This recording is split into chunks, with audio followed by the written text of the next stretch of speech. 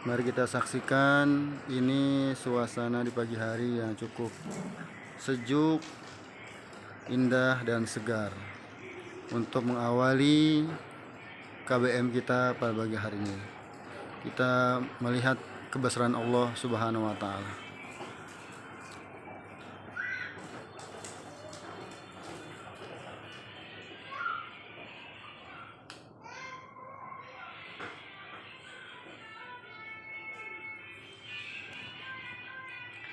Assalamualaikum warahmatullahi wabarakatuh. Alhamdulillah wa syukurillah amma ba'du. Selamat pagi anak sekalian. Mudah-mudahan kalian semua dalam keadaan sehat walafiat, sehingga kita bisa melaksanakan kewajiban kita sebagai muslim, yakni thalabul ilmi. Mudah-mudahan di pertemuan yang kedua ini kalian lebih mantap lagi, lebih sempurna lagi mendapatkan ilmu pengetahuan tentang kajian kita melanjutkan materi yang minggu lalu, yaitu beriman kepada para rasul. Sebelum kita mulai, mari sekalian kita awali dengan membaca Ummul Quran. Kita mohon kepada Allah Subhanahu wa taala, mudah-mudahan ilmu yang kita pelajari pagi hari ini menjadikan kalian semakin menjadi orang yang baik, tambah luas wawasannya, memperoleh ilmu yang bermanfaat untuk kehidupan dunia dan akhirat. Dan semoga kita juga semua di masa pandemi COVID-19 ini Allah lindungi kita, keluarga kita semua dari virus corona, sehingga kita bisa beraktivitas seperti biasa.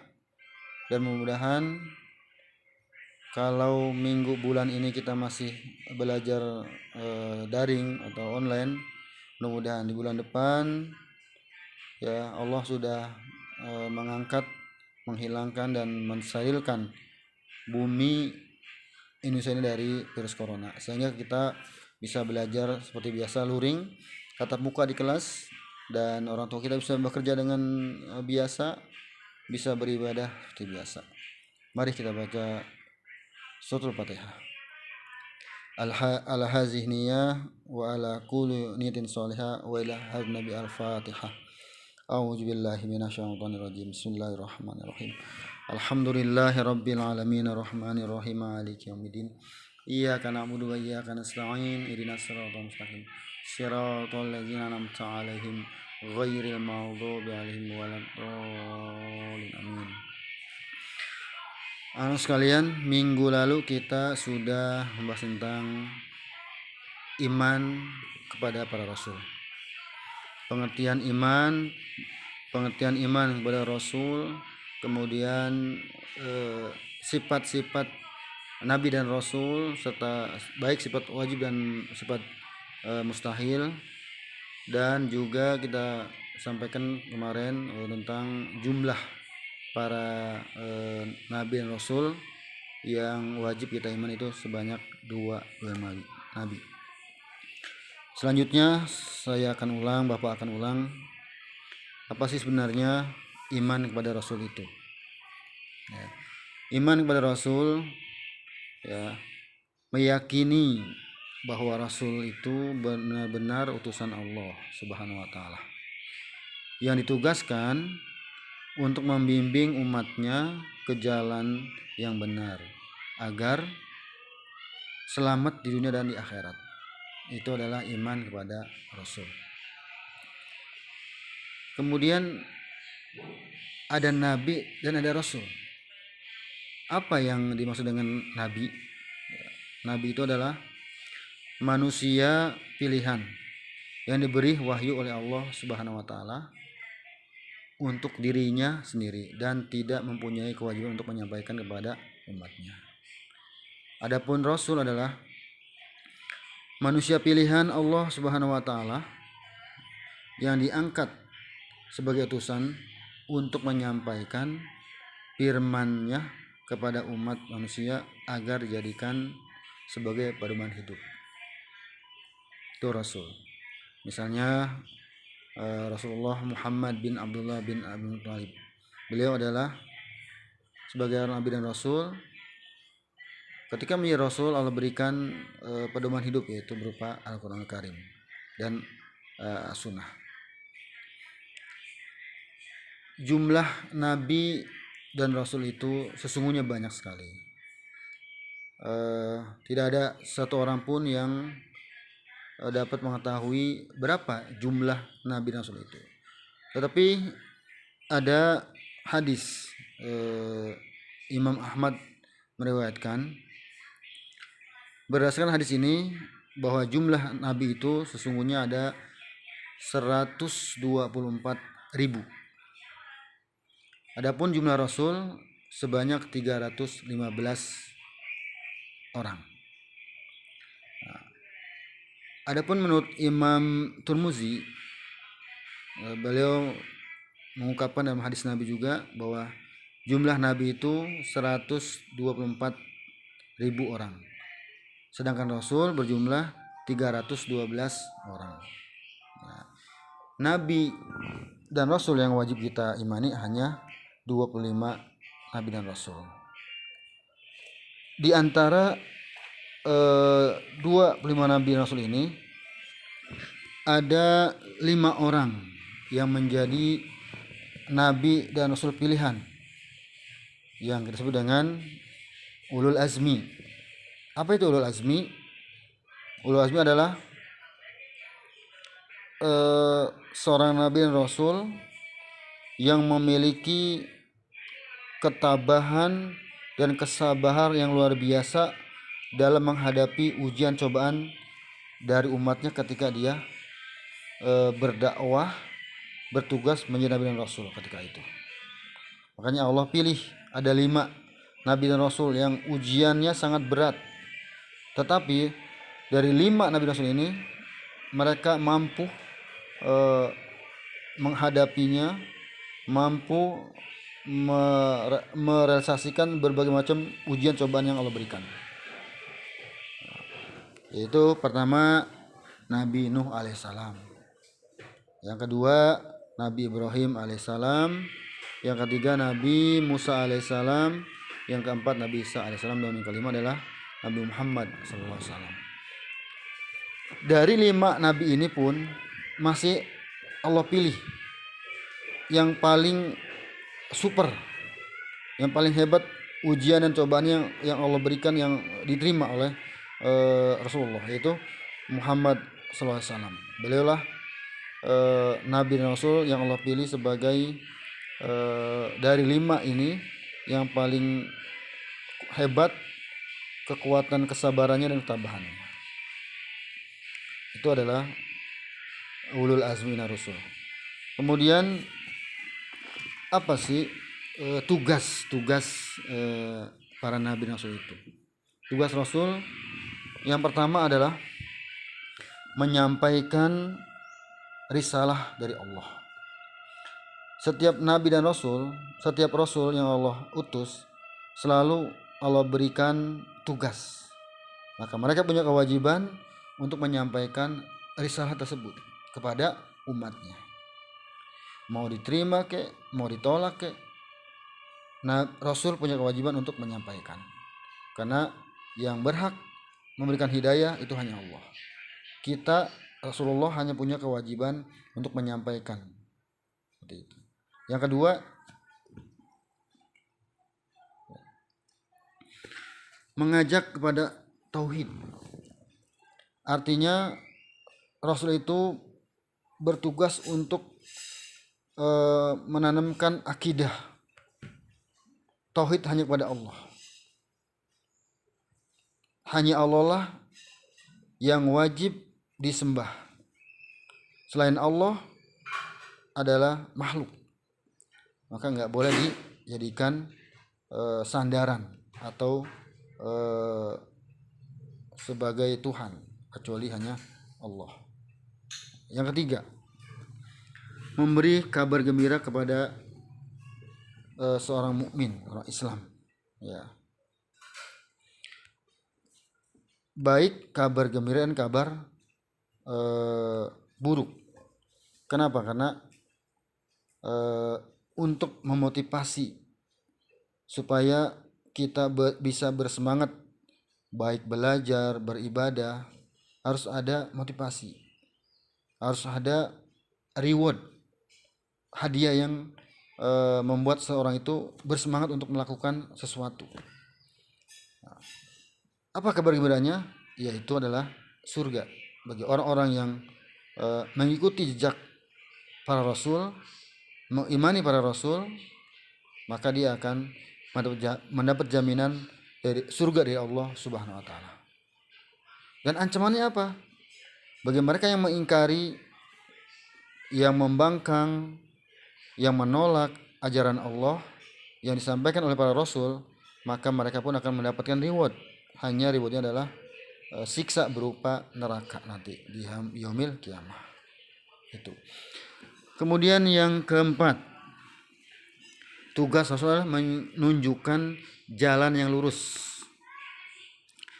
Apa sih jalan yang lurus itu? Adalah jalan yang berdasarkan aturan yang Allah berikan berupa syariat. Kalau kita Islam ini syariat Islam, ya, bahwa kewajiban utama kita adalah beribadah kepada Allah Subhanahu wa taala. Salat 5 waktu. Nah, makanya kalian ya, jangan sampai kita meninggalkan sholat 5 waktu. Karena itu adalah kewajiban utama. Sholat 5 waktu adalah ibadah yang pertama kali Allah wajibkan kepada manusia.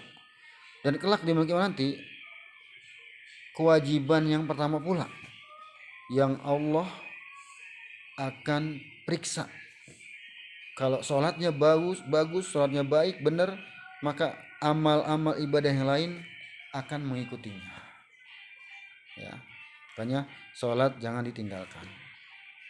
Dalam kondisi apapun, keadaan apapun, sholat 5 waktu wajib dilaksanakan. Ya, karena ada pesan Rasulullah, ya, kalau kita nggak mampu sholat berdiri sambil tiduran, berbaring, ya, kalau nggak mampu berdiri sambil duduk, duduk dulu, duduk nggak mampu baru berbaring juga sudah nggak bisa, berarti pakai isyarat. Baru berdiri nggak mampu, duduk juga nggak bisa, tiduran nggak bisa, pakai isyarat pun nggak bisa, berarti sudah di dalam keadaan meninggal, berarti disolatkan. Itu kewajiban umat Islam.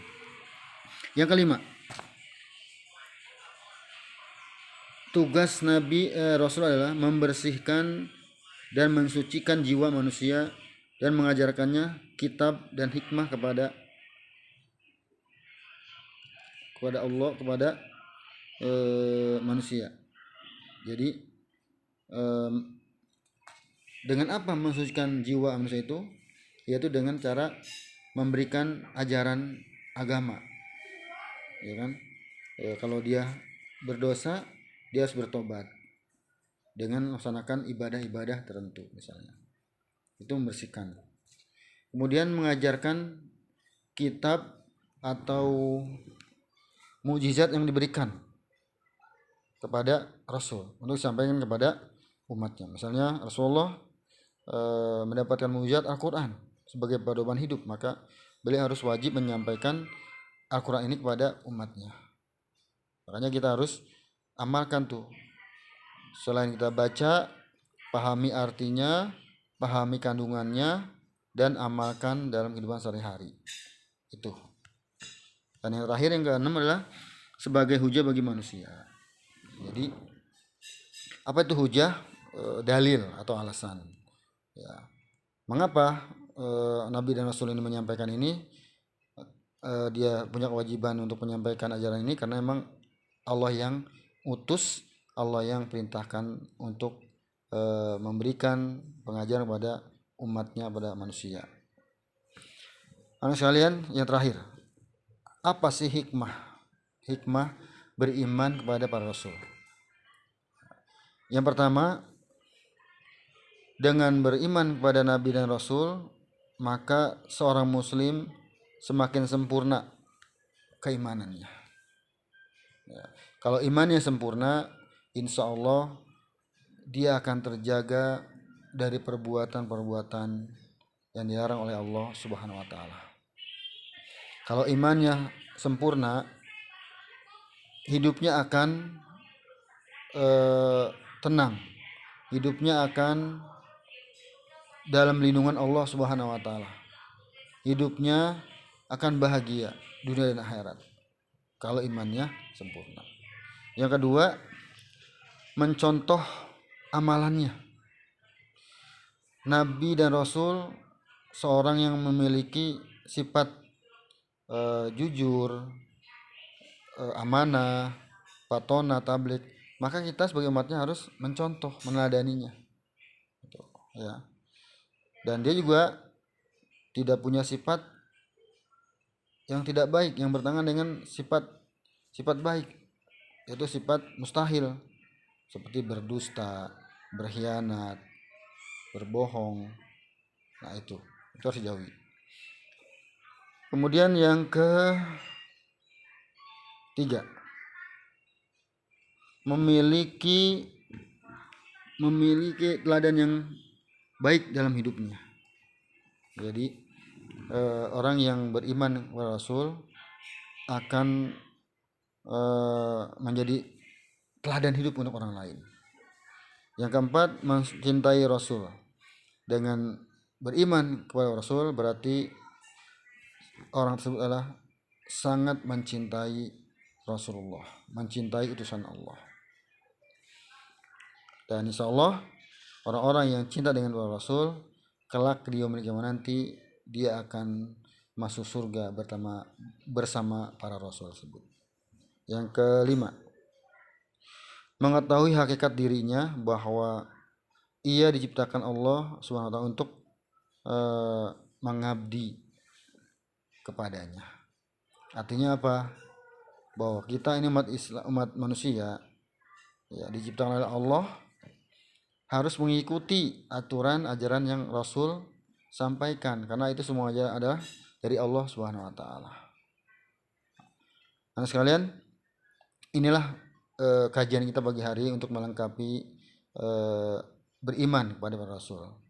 Mudah-mudahan kalian bisa memakluminya dan mencernanya dan memahaminya apa yang saya sampaikan pada pagi hari ini.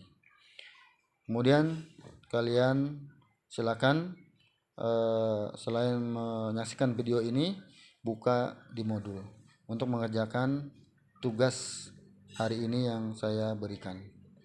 Terima kasih, mohon maaf. Mudah-mudahan kalian semua sehat walafiat.